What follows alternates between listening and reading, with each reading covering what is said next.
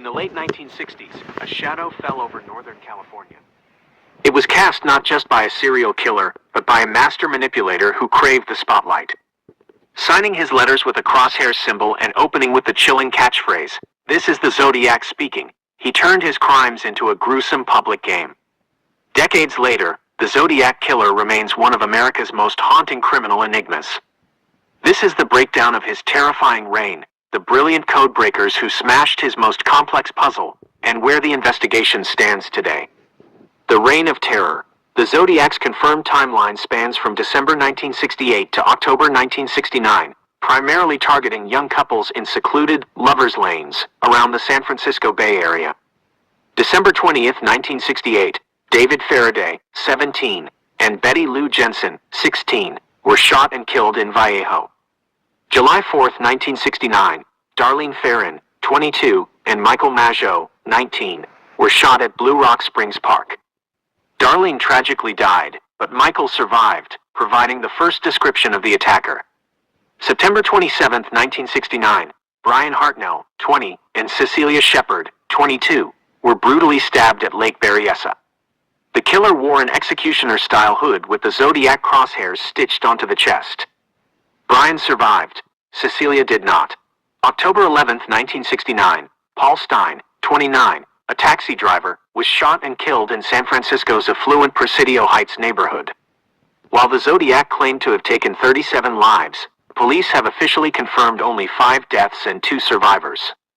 What truly set him apart, however, was his psychological war against the public. He demanded his letters be published on the front pages of local newspapers, threatening to kill again if they weren't. Along with pieces of Paul Stein's bloodied shirt, his letters contained complex cryptograms. He claimed that if the police could solve them, they would find his true identity. The 4 ciphers. The Zodiac sent a total of 4 distinct ciphers. For a long time, they stood as some of the most frustrating puzzles in cryptographic history. 1. The Z408 cipher, solved in 1969, sent in 3 parts to different newspapers. This 408-character cipher didn't take long to break. An amateur schoolteacher and his wife, Donald and Betty Harden, cracked it within a week using a basic substitution method, where symbols replace letters.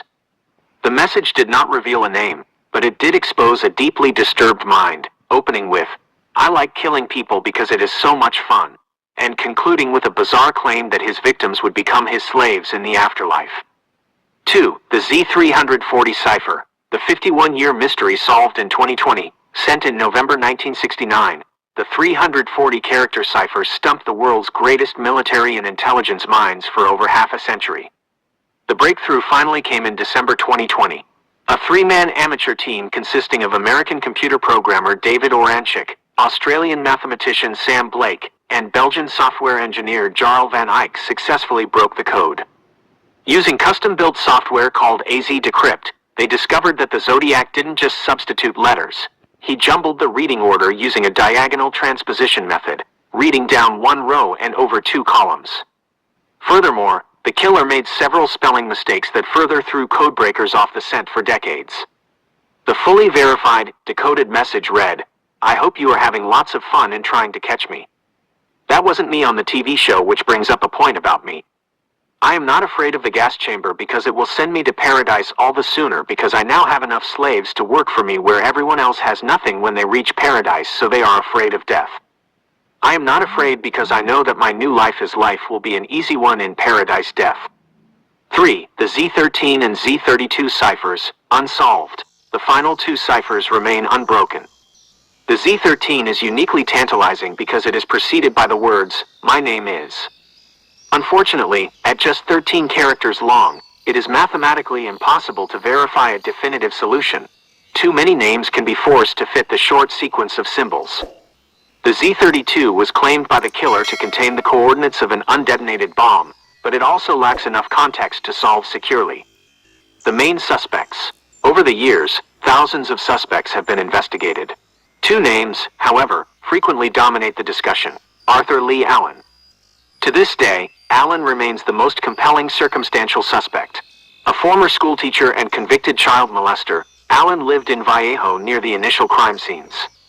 He wore a Sea Wolf wristwatch featuring a Crosshairs logo, identical to the Zodiac's signature symbol. He also fit much of the psychological profile. However, search warrants failed to turn up concrete physical evidence. Crucially, Allen's fingerprints and handwriting did not match the killer's, and his DNA didn't match a partial profile recovered from a Zodiac stamp, leaving his involvement unproven. He died in 1992 without ever being charged. Gary Francis Post. In 2021, an independent group of former law enforcement officers and investigators called the Case Breakers made headlines by asserting that Gary Francis Post, a house painter who died in 2018, was the Zodiac. They cited forehead scars on Post that allegedly mirrored the police composite sketches and claimed to have found his name hidden in a cipher alternate reading. However, the FBI and local police departments quickly pushed back, stating that the case remains wide open and that the evidence presented against Post was purely circumstantial and insufficient. The ongoing investigation. Is the case still being actively investigated? Yes. The California Department of Justice, the FBI, and local police departments across the Bay Area still categorize the Zodiac case as an open, active homicide investigation. The greatest hope for solving the mystery lies in forensic genealogy, the same technology used to catch the Golden State Killer. Investigators have been quietly trying to extract a clean, full profile of the Zodiac's DNA from the saliva left underneath the envelopes and stamps he mailed to newspapers. Because the samples are decades old and degraded, it is a painstakingly delicate process. The Zodiac sought immortality through his terrifying ciphers and letters. Decades after his last confirmed letter in 1974, he remains a ghost, but with every technological advancement, the digital net closes just a little bit tighter on his true identity. To see a visual step-by-step breakdown of how the complex geometry of the Z340 code was actually unraveled by the codebreakers, look at this detailed analysis of the decoded Zodiac Z340 cipher. This video features the actual software and pattern mapping used by David Oranchak's team to solve the 51-year-old mystery. Beyond the technology and the ciphers, what truly keeps the Zodiac Killer investigation alive is the enduring impact on pop culture and the relentless community of amateur sleuths. The digital hunt, crowdsourcing a killer. In the digital age, the hunt for the Zodiac has shifted from smoky police precincts to online forums, databases, and subreddits. Thousands of armchair detectives pore over digitized police reports, crime scene photographs, and high-resolution scans of the letters. This crowdsourced investigation has created a unique ecosystem. The documentarians, websites like linktozodiackiller.com, run by Tom Voigt, and linktozodiackillerfacts.com act as massive, living archives, centralizing every piece of verified public information. The pattern finders, hobbyist cryptographers still build software algorithms trying to brute force the Z13 and Z32 ciphers, hoping a new cryptographic technique might yield a breakthrough. The genealogists, weaponized by the success of the Golden State Killer case, researchers continuously cross-reference publicly available historical records, California property deeds from the late 60s, and old military personnel logs to find men who match the physical descriptions in timelines. While this public obsession occasionally leads to wild conspiracy theories and wrongful accusations against innocent historical figures, it also ensures that the victims, David, Betty Lou, Darlene, Cecilia, and Paul, are never forgotten. Why the Zodiac fascinates us. The Zodiac was not America's most prolific serial killer.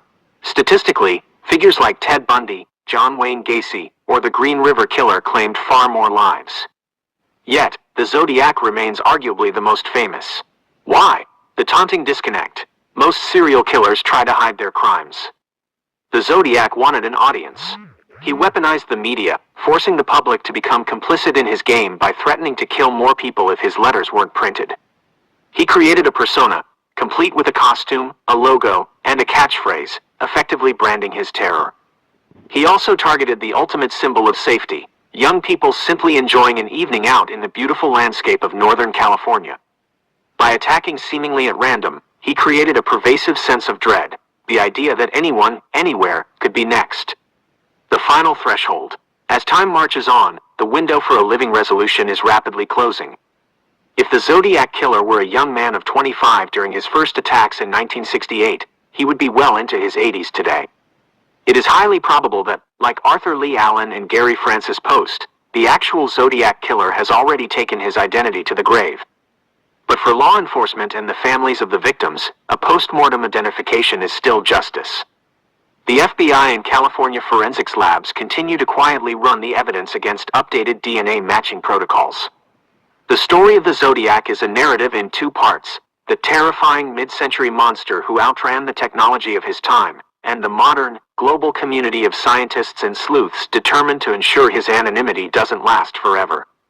The crosshairs symbol he used to terrify California has now been flipped back onto him, as the digital world continues to hunt for his real name.